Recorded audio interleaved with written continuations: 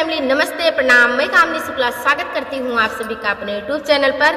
तो आज आइए आप लोगों को भगवान श्री राम जी का निर्गुण भजन सुनाएंगे, क्योंकि आज उन्हीं का दिन है। कल तो विवाह था, आज विदाई है, तो आज हम उन्हीं का गाना सुनाएंगे। तो आइए, कैसा लगे अपनी राय कमेंट बॉक्स में जरूर बताना।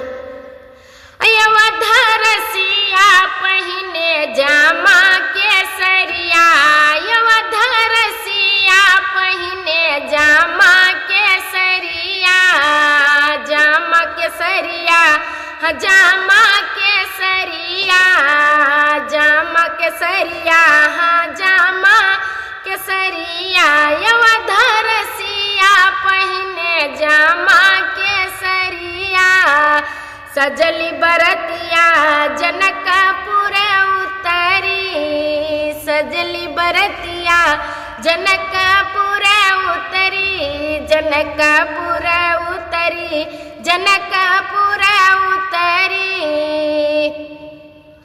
हो देखनी को आए नगर बसिया पहिने जामा केसरिया, हो देखनी को आए नगर बसिया पहिने जामा केसरिया, अवध रसिया पहिने जामा केसरिया।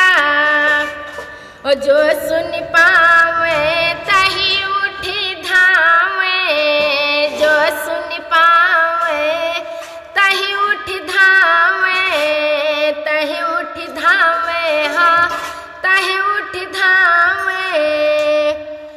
दर्शन के ताई लगाए फसिया पहिने जामा केसरिया, हो दर्शन के ताई लगाए फसिया पहिने जामा केसरिया, अवध रसिया पहिने जामा केसरिया। सखिया सहेली जुटी मिथिला नगर की, सखिया सहेली जुटी मिथिला नगर की, मिथिला नगर की, हाँ मिथिला नगर की।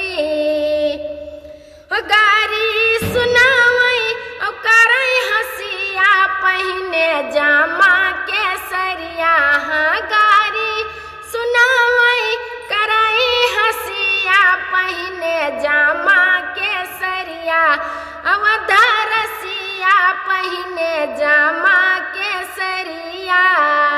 कहे कमनी शुक्ला ई मोहनी मूरतिया, कहे कमनी शुक्ला ई मोहनी मूरतिया, मोहनी मूरतिया, हम मोहनी मूरतिया।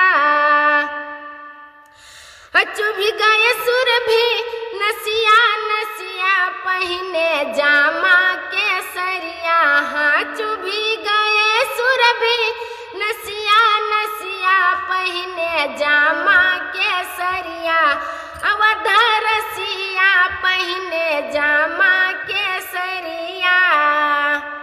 कैसा लगा आप सभी को अपनी राय कमेंट बॉक्स में जरूर बताना। मिलते हैं अगले गाने के साथ, तब तक के लिए जय श्री राम।